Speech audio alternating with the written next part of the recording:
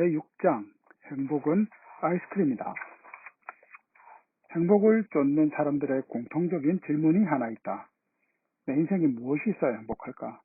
저마다 조금씩 다르겠지만 대부분 돈, 명예, 건강 등 몇 개의 범주 안에 답이 있다고 믿는다. 그래서 자신의 인생 창고에 이 행복 곡물들을 많이 채우기 위해 동분서주하며 산다.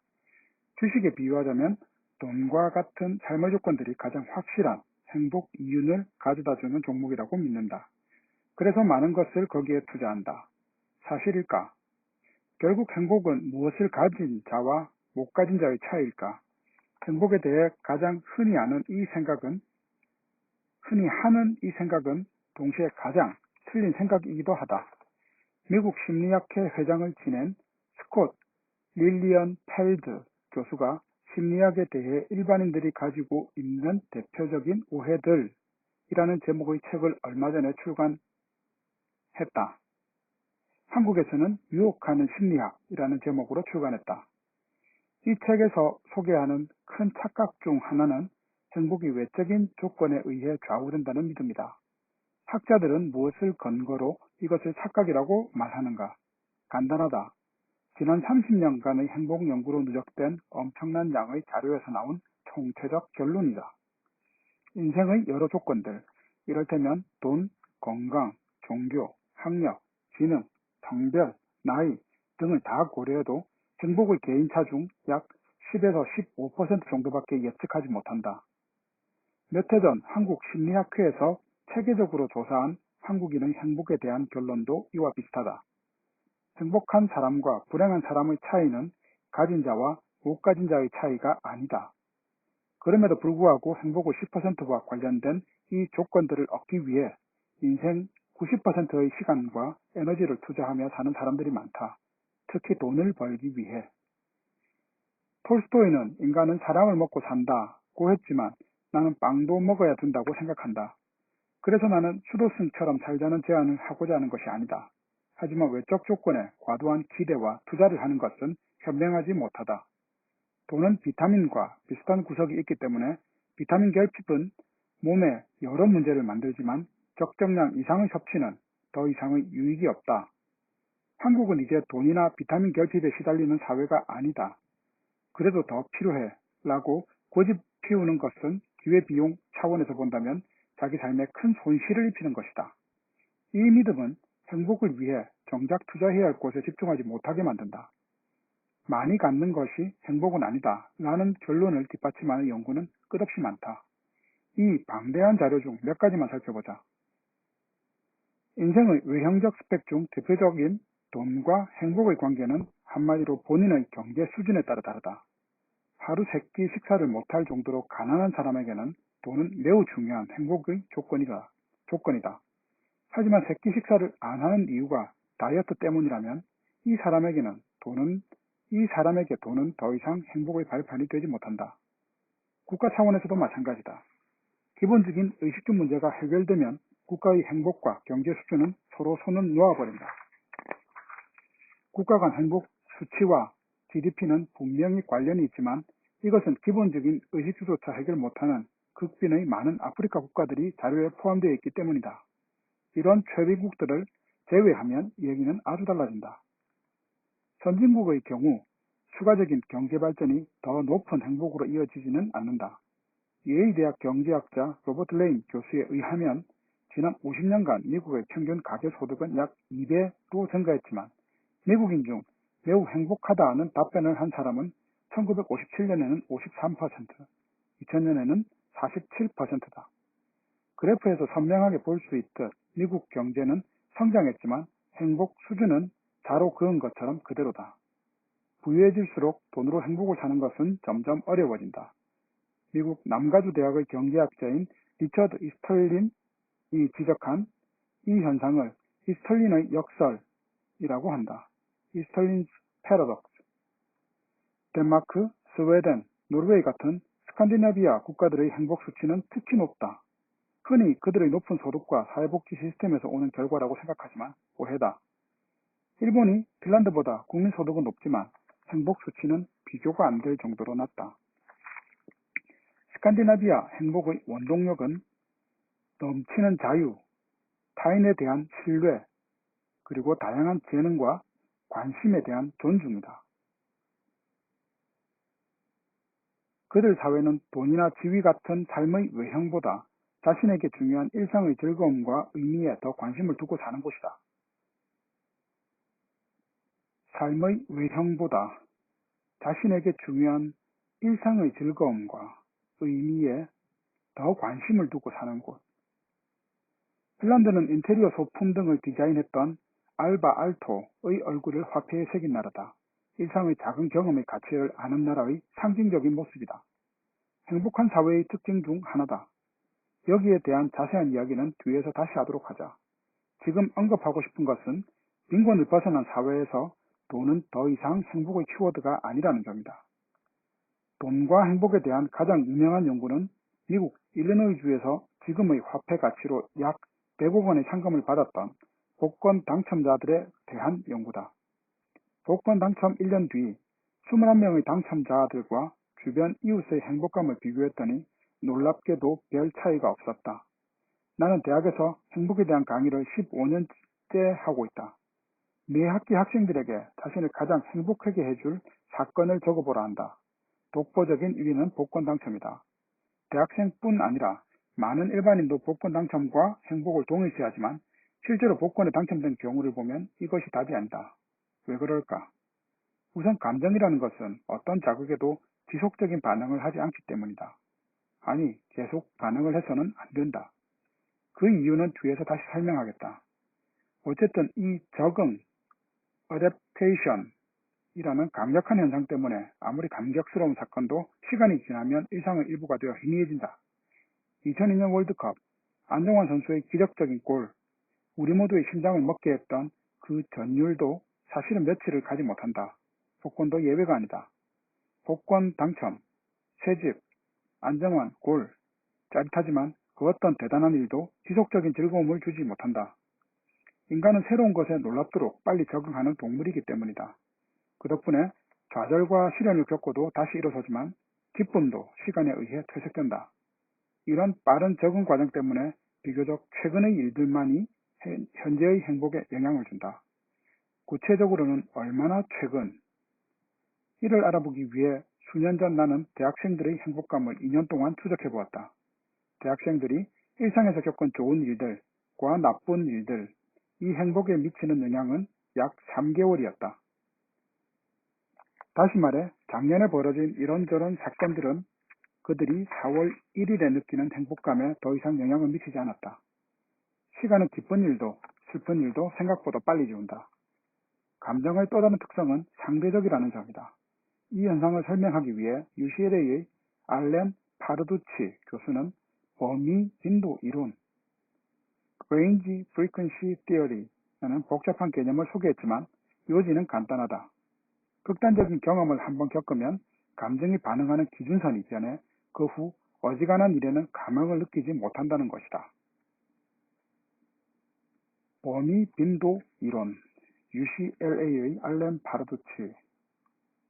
극단적인 경험을 한번 겪으면 감정이 반응하는 기준선이 변해서 그 후 어지간한 일에는 감흥을 느끼지 못한다는 것이다. 딱이 맞고 맞는 주사 같은 중상위권 성적의 학생이 전교 1등을 한번 하고 나면 예전 성적을 다시 받았을 때 실망하게 된다. 고깃국 맛을 한번 보고 나면 예전의 콩나물국이 왠지 밋밋해지는 것처럼. 그렇기 때문에 복권 당첨 같은 일확천금의 경험은 장기적인 행복의 관점에서 보면 저주가 될 수도 있다. 실제 위의 복권 연구를 보면 복권에 당첨된 자들의 행복 더듬이는 둔해진다. 복권 당첨 후 그들은 TV 시청, 쇼핑, 친구들과의 식사 같은 일상의 작은 즐거움에서 이전 같은 기쁨을 더 이상 느끼지 못한다. 큰 자극의 후유증이다. 더욱이 최근 연구들에 의하면 돈은 소소한 즐거움을 마비시키는 특별한 효능까지 있다. 예를 들어 음식의 맛이라는 제목으로 위장한 한 연구에서 대학생들에게 초콜릿을 먹도록 했다. 진짜 관심사는 대학생들이 초콜릿을 얼마나 음미하며 먹는지를 보는 것이었다. 초콜릿을 먹기에 앞서 설문을 했는데 한 조건에서는 설문지에 선명한 돈 사진을 한 장 끼워 넣었다. 돈에 대한 생각을 살포시 하도록. 흥미롭게도 돈 조건의 대학생들은 돈을 보지 않은 동료들보다 초콜릿을 덜 음미하며 먹었다. 그들은 초콜릿을 더 빨리 먹었고 표정을 분석한 결과 덜 웃으며 먹었다.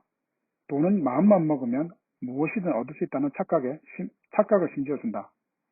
그래서 초콜릿 같은 시시한 것에 마음을 두지 않게 하고 이런 자극을 음미하는 능력을 감소시킨다. 심지어 사람이라는 자극에도 관심을 덜 갖게 한다.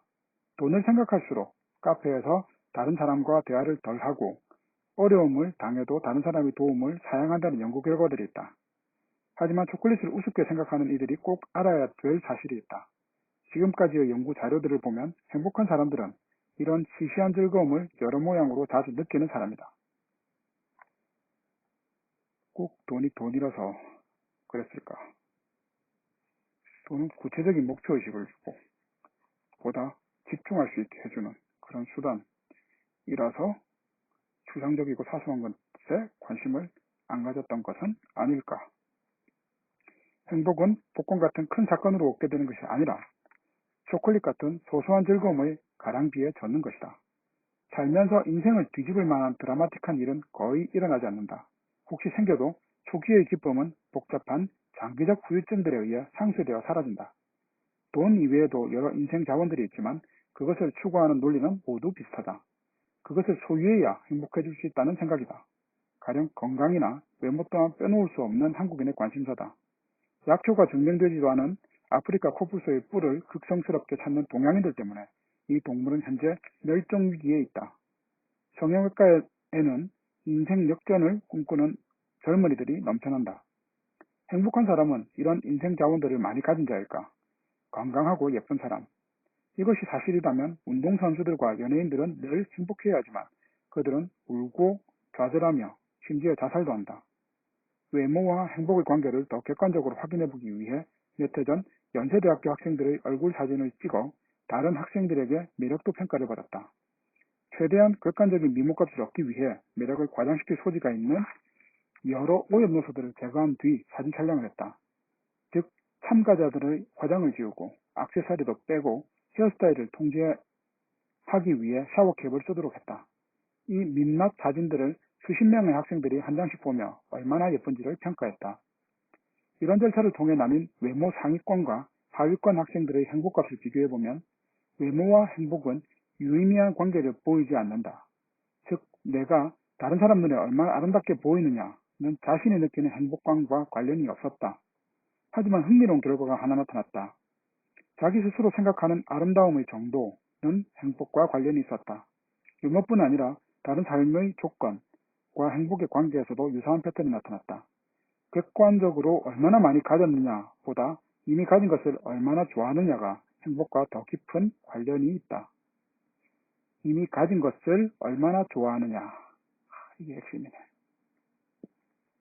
중간 정리를 한번 해보자. 사람들은 인생의 좋은 것들을 많이 소유하는 것이 행복의 전제 조건이라고 믿는다. 하지만 논문들이 내놓은 결론은 다르다. 결국 둘 중 하나다. 행복은 소유라는 생각이 틀렸거나 연구들이 엉터리거나. 그러나 연구를 문제 삼기에는 자료의 양이 너무 방대하고 결론도 일관적이다. 지금까지 수백 편의 논문에서 수천만 명의 행복을 분석한 결론을 의심하는 것보다 삶의 조건이 곧 행복이라는 생각의 한계를 받아들이는 것이 합리적이다. 왜냐하면 이 생각은 몇 가지 명제들을 가지고 있기 때문이다. 우선 우리의 머리는 불행하지 않은 것과 행복한 것의 질적 차이를 잘 구분하지 못한다. 생수한 병은 갈증의 고통을 없애주지만 갈증이 가신 사람에게는 물은 더 이상 행복을 주지 못한다. 많은 사람이 추구하는 돈이나 건강 같은 인생의 조건들은 사막에서의 물과 비슷하다. 일상의 불평과 고통을 줄이는 데는 효력이 있지만 결핍에서 벗어난 인생을 더 유의미하게 행복하게 만들지는 못한다. 그래서 건강과 행복의 관계도 흐릿하다. 오늘은 나의 건강한 다리로 잘 걸어 다녔고 머리도 아프지 않았던 참 행복한 날이었지. 건강한 사람 중에 밤마다 이런 생각을 하며 잠드는 경우는 없다. 예를 들어 불행하지도 행복하지도 않은 중립 상태를 0이라고 하고 마이너스 10을 최고 불행한 상태, 플러스 10을 최고 행복한 상태라고 하자. 정서학자들의 중요한 발견 중 하나는 불행 감소, 불행의 감소와 행복의 증가에 기여하는 요인들이 서로 다르다는 것이다. 이것을 긍정, 부정 정서의 독립성이라고 하며 정신병리에 몰두했던 심리학이 행복 연구를 시작하게 된 이론적 배경이다. 이 말을 쉽게 푼다면 불행의 감소와 행복의 증가는 서로 다른 별개의 현상이라는 것이다. 나를 행복하게 해주는 게 사라진다고 불행해지는 건 아니다는 거지.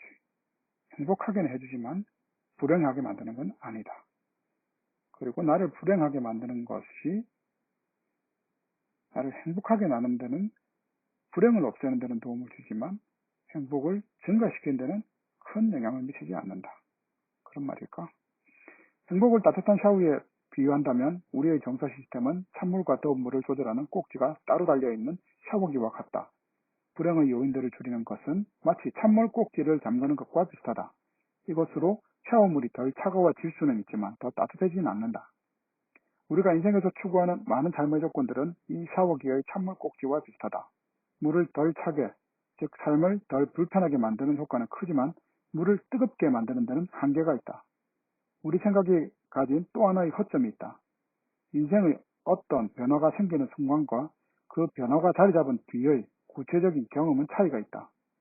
하지만 우리는 이 둘을 제대로 구분하지 않는다. 꿈꾸던 대학에서 입학 통지서를 받는 것은 분명 기쁜 일이다. 하지만 막상 대학생이 되어 낯선 환경에서 학업 스트레스를 받으며 외롭게 보내는 일상은 그다지 행복하지 않을 수도 있다. 개강 직후 나는 종종 연세대학교 신입생들에게 아직도 입학해서 기쁘냐고 묻는다. 대답도 없이 대부분 어처구니 없다는 표정을 짓는다. 영어로 표현한다면 becoming과 being의 차이는 상당히 크다. 재벌집 며느리가 되는 것과 그 집안 며느리가 되어 하루하루를 사는 것은 아주 다른 얘기다. 하지만 우리는 화려한 변신의 순간에만 주목하지 이 삶을 구성하는 그 뒤의 많은 시간에 대해서는 미처 생각하지 않는다. 그래서 성공하면 당연히 행복해지리라는 기대를 하지만 실상 큰 행복의 변화가 없다는 사실은 살면서 깨닫게 된다. 그제야 당황한다. 축하잔치의 짧은 여행만 생각했지 잔치 뒤의 긴 시간에 대해서는 제대로 생각하지 않았기 때문이다.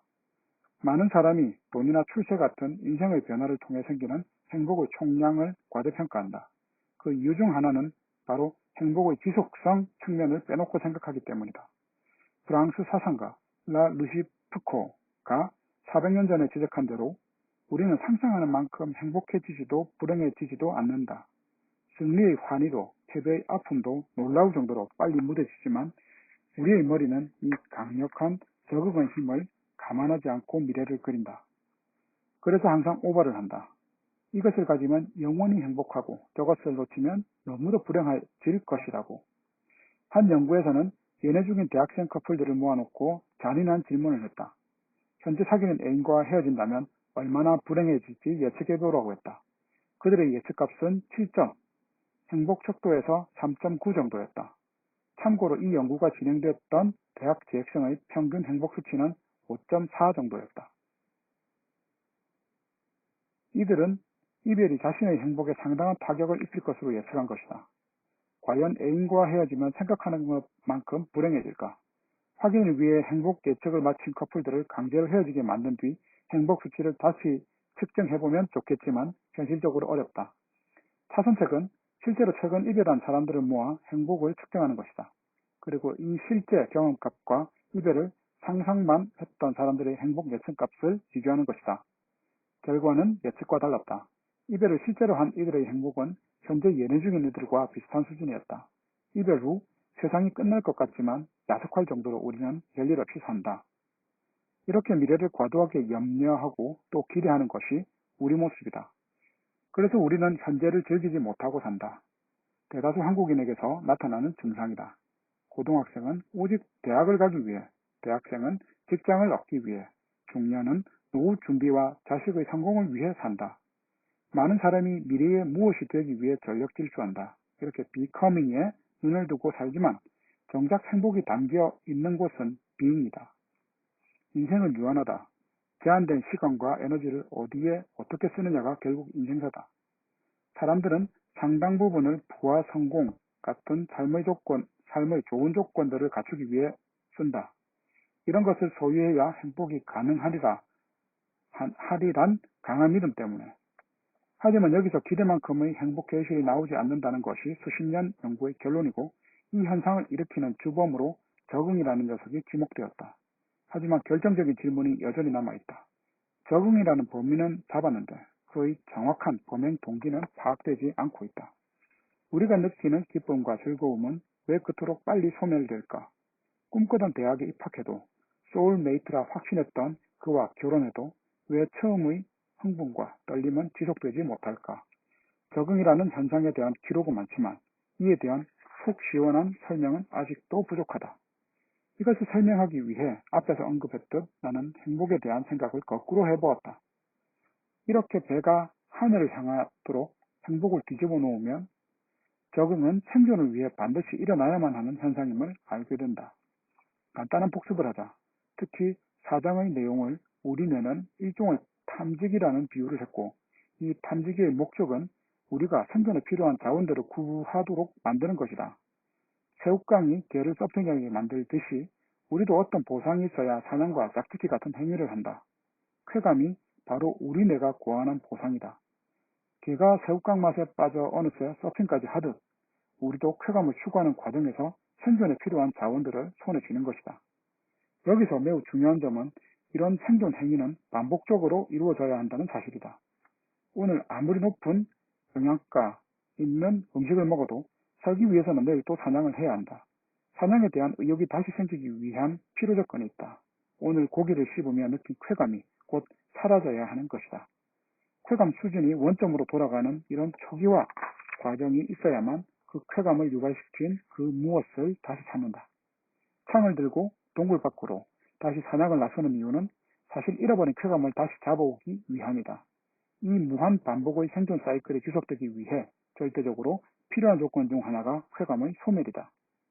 소멸되지 않으면 동굴에 마냥 누워있을 것이고 계속 누워있다 보면 결국 영원히 잠들게 된다.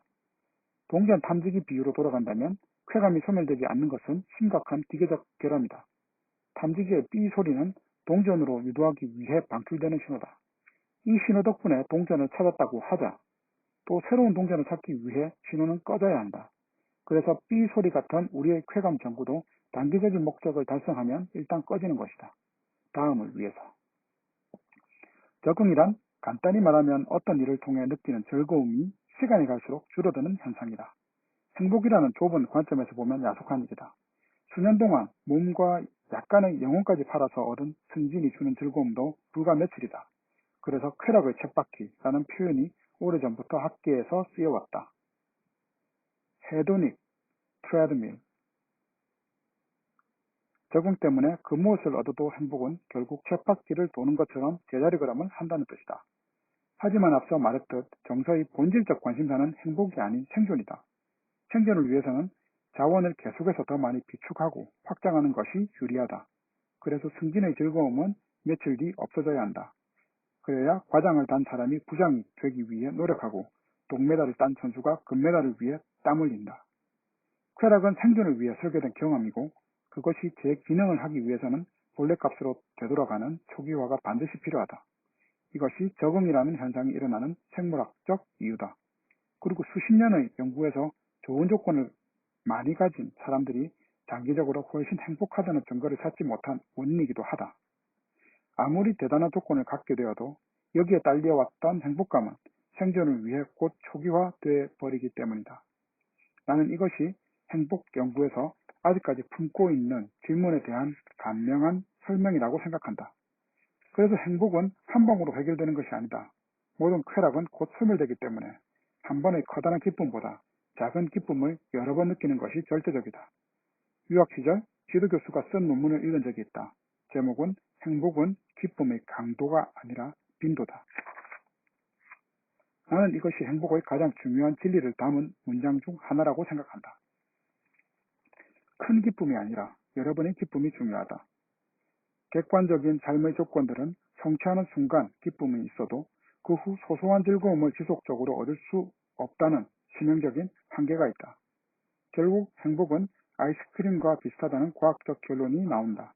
아이스크림은 입을 잠시 즐겁게 하지만 반드시 녹는다. 내 손 안의 아이스크림만큼 녹지 않을 것이라는 환상. 행복해지기 위해 인생의 거창한 것들을 쫓는 이유다. 하지만 행복공화국에는 냉장고라는 것이 없다. 남은 옵션은 하나다. 모든 것은 먹는다는 사실을 받아들이고 자주 여러 번의 아이스크림을 맛보는 것이다. 그렇다면 이 아이스크림은 어떤 맛일까? 명품 가방 맛? 고시 합격의 맛? 다음 챕터로 넘어가 보자.